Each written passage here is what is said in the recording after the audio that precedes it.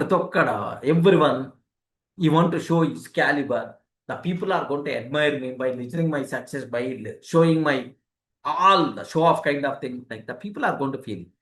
The people are going to feel. But in reality, that thing is not going to be happen. Believe me. Just time waste. Time waste, nothing. No one is willing to listen about your story, even though you are greatest person.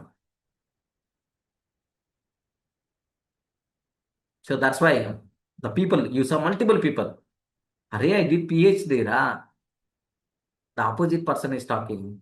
For my kid, do you know, in 10th class, 560, 570 marks, 596 marks came. 590 marks came. Like, Array, I did PhD from Carnegie Mellon University. So what? My kid, 10th class, 580 marks, 570 marks, or first class my kid completed, man. With first class, 10th class completed, man, my kid. Are you seeing the difference? Remember that. That's why everyone, their own is very, very important. Respect that legend more.